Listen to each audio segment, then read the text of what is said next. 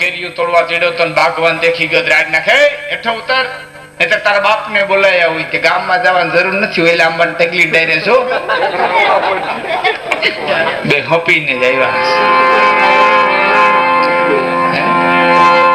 આનું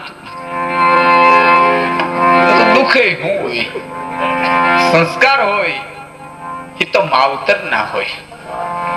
મા અને બાપ ના પેટની પુનાઈ એ સંસ્કારો દીકરાની મારી કરું. અમે તો જાહેરમાં ઘણી વખત બોલ્યા છે, કદાચ ના ફોરેન ના વિદેશના સાધુઓના જેટલા જીવન ચરિત્રો ઉજળા કદાચ ને નહીં હોય, એટલા ઉજળા જીવન ચરિત્રો તો કાઠિયાવાડના બારવટિયાના હતા.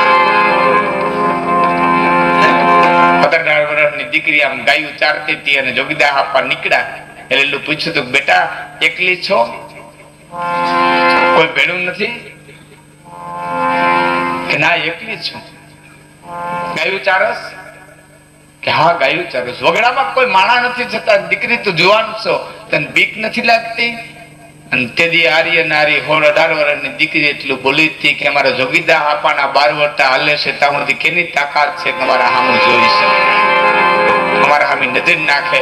અને ત્યાં આકાશમાં જઈ અને જોગીદાસ આપા એટલું કીધું કે હે સૂર્યનારાયણ, મારા બાપ વધે સંગ માને ન માને ની મને પરવા નથી, મારું કુંડલા મને પાછું મળે ન મળે ની મને પરવા નથી, ભાવનગર સમાધાન થાય ન થાય ની મને પરવા નથી.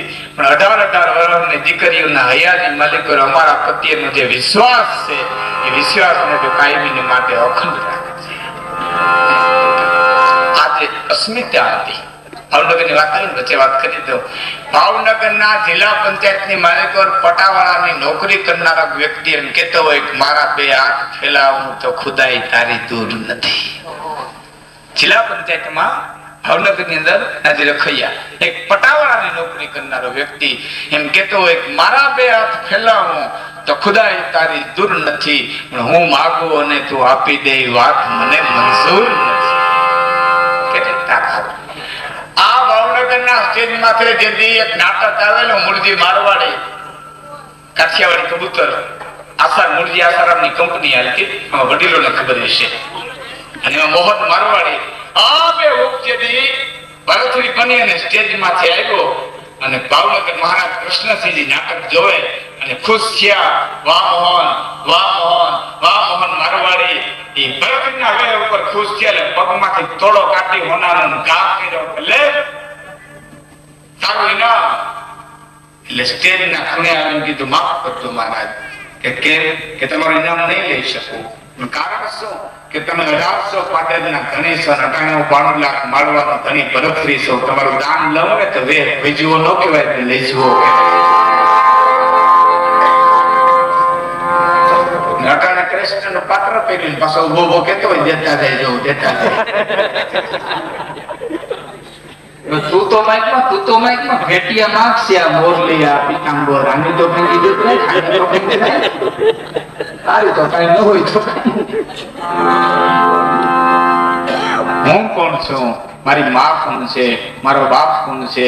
મારી માથે ક્યાં ગુરુનું છતર છે? મેં કેની કંઠી પહેરી છે? આટલું તો માણસે વિચારવું જોઈએ. ડગલું ભરતા પહેલા આટલો તો જીવનની અંદર એક વખત વિચાર કરવો જોઈએ. મારું કુળ કયું છે? મારું ખાનદાન કયું છે? મારી પેઢી કઈ છે? આટલો વિચાર કરીએ ને તો પછી બીજું કાંઈ નહીં એને કરવું પડે.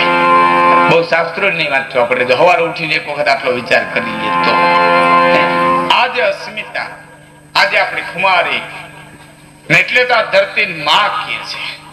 પુરુષનું નામ હોવા છતાં માં કહે છે. ભારત પુરુષનું નામ છે છતાં માં કહેવાય ને એટલે તો બેઠી બેઠી બાજુ વાળા ધવરેવે રાખે. બાંગ્લાદેશ વાળા ગાવતા રહ્યો ને દહિયું દહિયું ચડાવી સાંભળે કોઈને પોતે લડાય. માં છે ને જાકારો નો દઈ હગે, બધે ટિકિટ દહિયા દહિયા ચડી ગયા હતા. માં છે, ધરતી છે, જાકારો ન દઈ શકે. આ ભારતની ધરતી છે.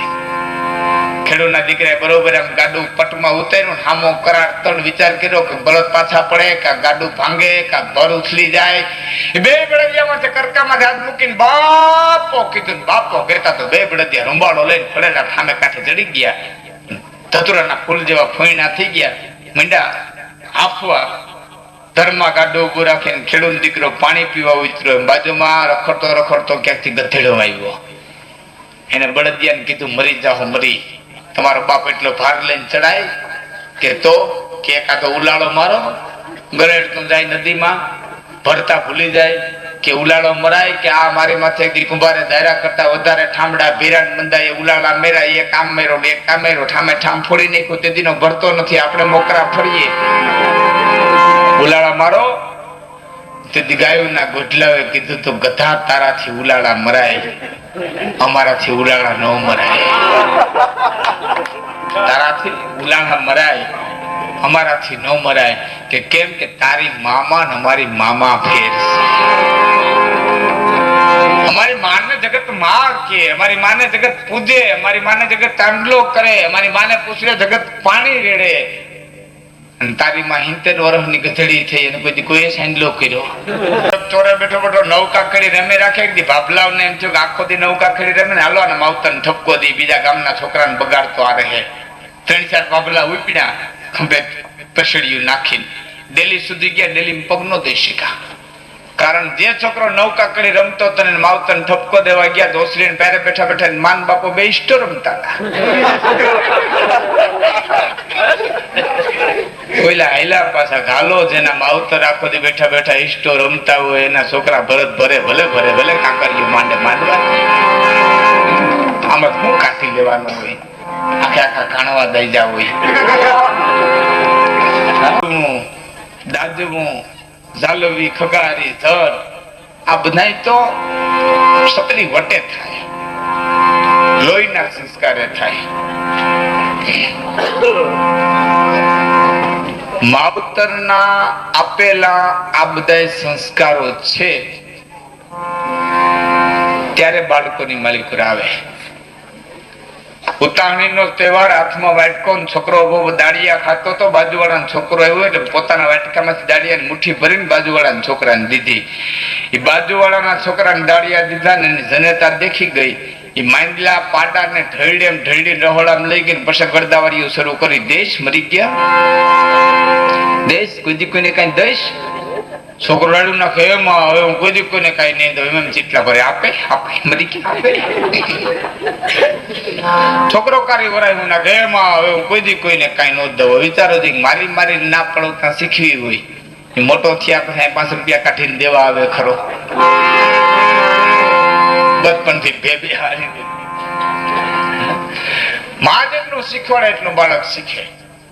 બાજુવાળાના ફ્લેટમાં જઈને 5 વર્ષના છોકરા એટલું કીધું તો ચંપાબેન તમારું ચિત્રલેખા આપજો તો કે આપો હો બેટા.